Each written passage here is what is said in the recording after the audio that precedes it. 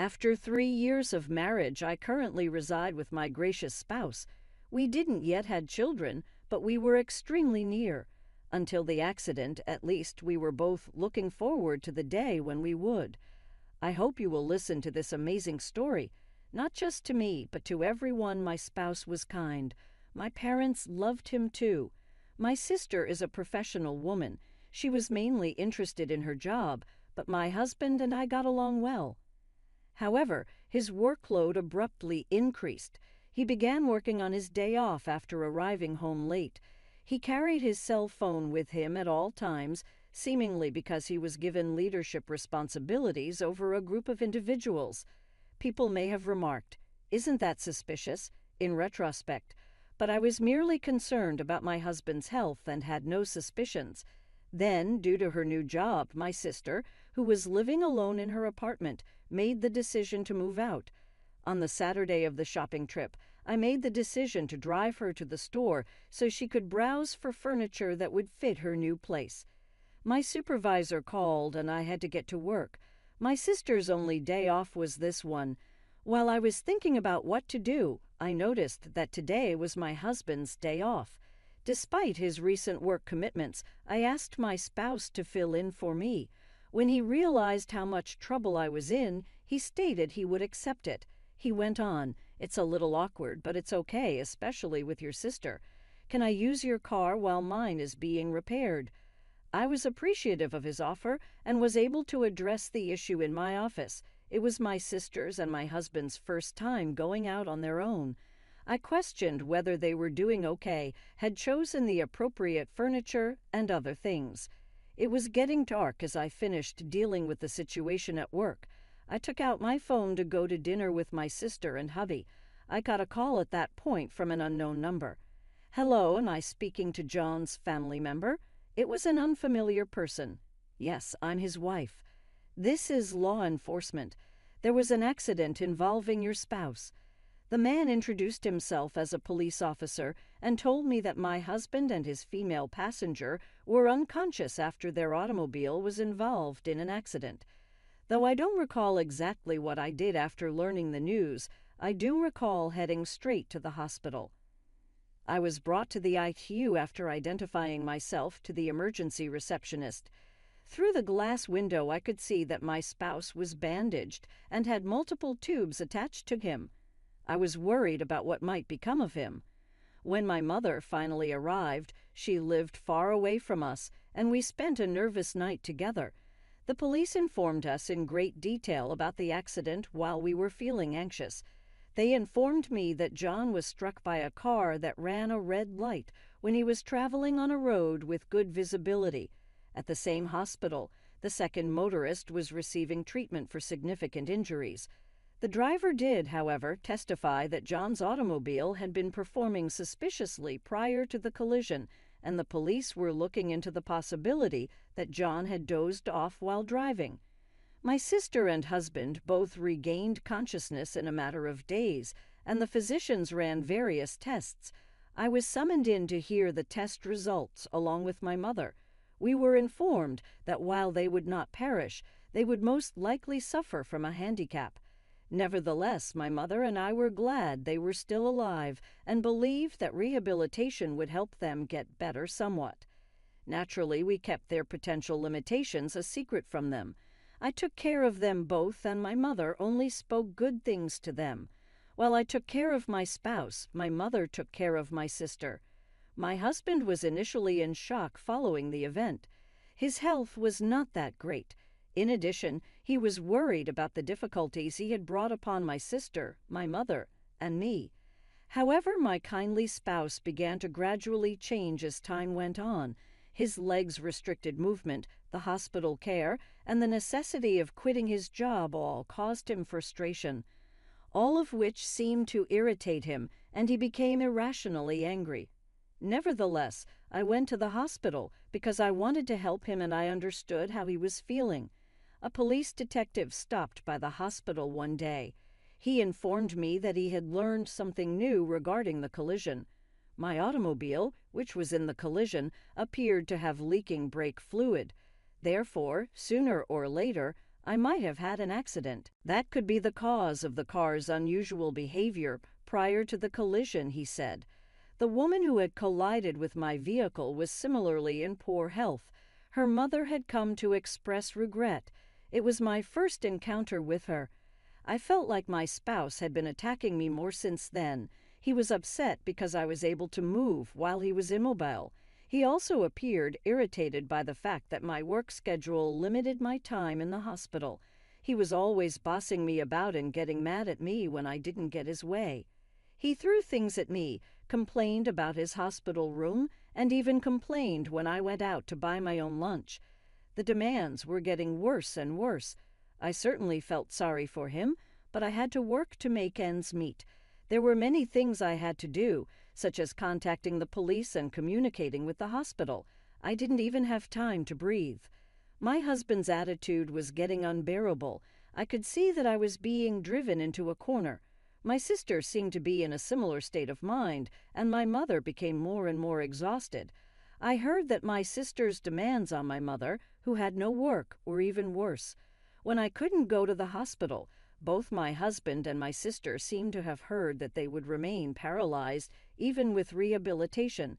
Then there was the fact that my car's brake oil had been leaking. My sister said, "Hey, I heard your car was leaking oil.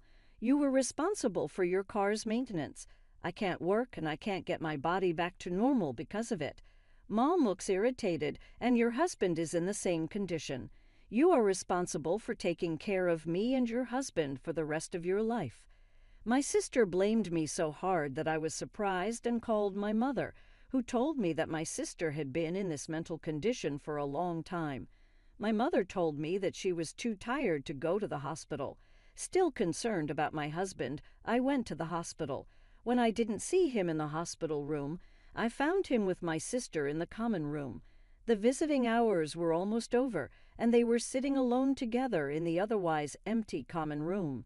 "Hey," I said, "I heard that if you had only taken the car in for inspection, all of this might not have happened." My husband was glaring at me. "Yeah, but you are the reason why your sister and I are in this mess. The insurance will pay for it, and you're going to have to take care of us for the rest of your lives. Remember that." As soon as I heard those words, something snapped inside me. "Since when are you so close to my sister?" "What do you mean?" he asked. "You don't come over that often, and your mom texted your sister to say that she could come for a while. Since we both can't leave this place, nor can we walk, what's wrong with talking to your husband?" My husband and my sister seemed to be ganging up on me. "I know, right?" I asked sarcastically. "You guys hadn't seen each other for a long time before the day of the accident, right?" "What are you talking about?" "I'm talking about you taking care of us, you know that." My husband was ignoring my question. My sister didn't even look at me, but she nodded when my husband said that she would take care of them both for the rest of their lives. I didn't expect to get an answer, but I kept on asking anyway, hoping that they might understand how I was feeling. "I wonder if the person whose car hit you is getting better now," I said. "How should I know?" she replied. "She ran into us when the traffic light was red. It's just unbelievable." That's right. You can't imagine how scary it was. We really need to make sure we get some compensation from her. And I was so close to getting a promotion, too. If I didn't cut in, they would just keep on complaining, so I think it's time to expose the truth. There's something I need to let you know. "What?" "First of all, I had my car inspected before the accident." "Did you? Then the dealer should be sued. There's no way they didn't know the brake oil was leaking." "I know, right?" "So you know." Right after the accident, the police called me. They wanted to know the cause of the accident, so they asked if they could take a look at my drive recorder. But that old drab recorder doesn't record any sound, and it also doesn't start recording data after the accident, so you can't get anything out of it. "I see. It's just like I thought. You didn't know that I had gotten a new drive recorder." My sister looked up in surprise. "What?" "I also installed another camera for the inside of the car." Her face grew paler and paler. "You know, the drive recorders nowadays can start recording with even a slight shake of the car. The police contacted me and said they had seen the data. My husband looked confused, and my sister looked so pale that she almost collapsed. You were up to something, correct? I confronted her. What? Do you mean you did something to the car? My husband was panicking. Oh, do you address my sister like that? You talk to her as if she were your girlfriend. Oh. My husband stopped talking, apparently in panic. I told you earlier that a slight vibration would start the recording, and so many intimate scenes between the two of you were recorded. I was so embarrassed when the police asked me if it was my sister who was in the car with my husband.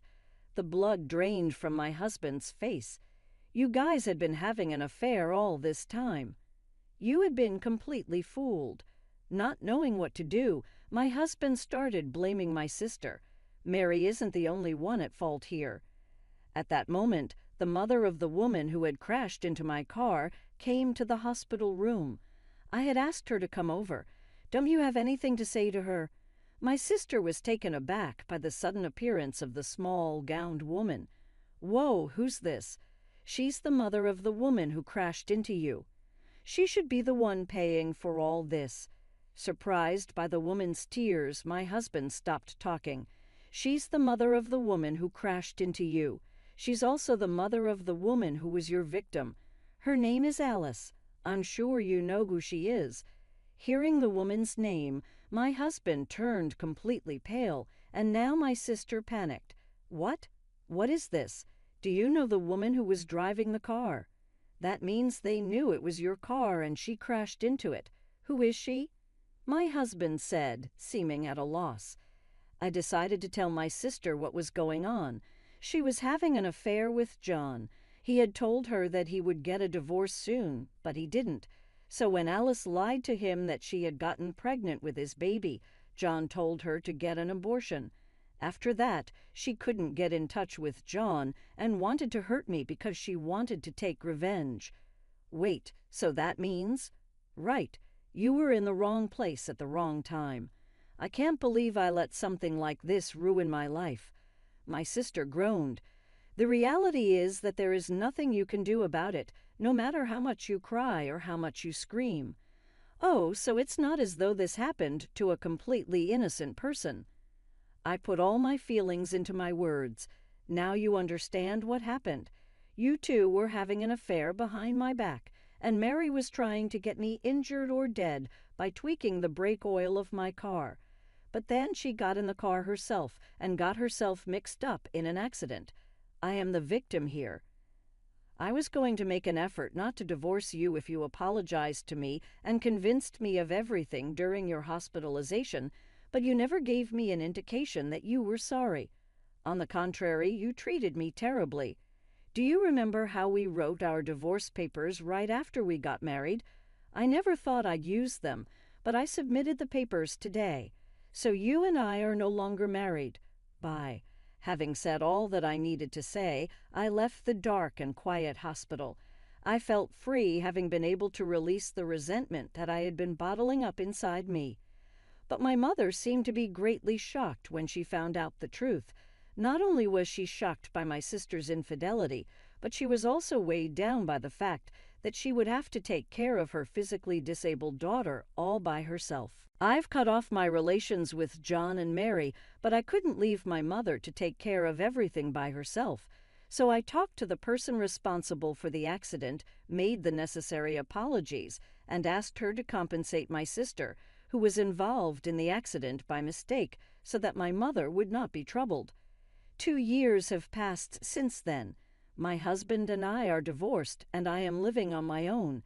Back then, John and I were considered to be a close couple, so the divorce came as a surprise to my coworkers. After that, more and more men approached me to ask for advice.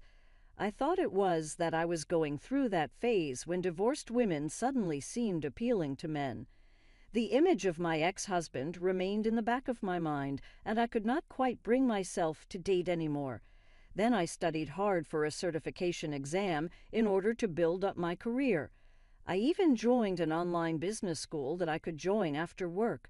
When I was married, I hadn't imagined that I would want to do something like that. I never envied my sister, who had been a career woman, and I didn't think I would ever aspire to be one. But there was me, naturally aiming for that. Life is strange, I thought.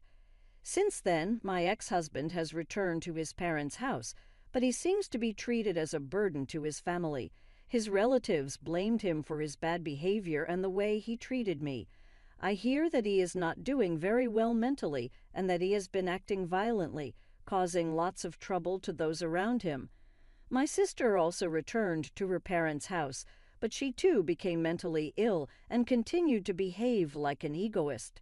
My mother exhausted my sister's savings and the accident compensation to put my sister in a care home. She asked me about it beforehand, but I had no reason to oppose it, so I told her she could do whatever she wanted. If I had not noticed anything at that time, I would have been like a slave for both of them for the rest of my life. I sure didn't think of that. I passed the certification exam I had hoped for and was transferred to a department where I could use my skills. I became close with the teacher who was running the online business school, and we are soon to be married. Not with someone who is just kind to everyone, but with someone who is very kind to me. When I get home late from work, he comes back early to prepare dinner for us. I will cherish this small happiness, set to wear the thoughts I wish upon the stars, and I hurried back home to where my partner waited for me.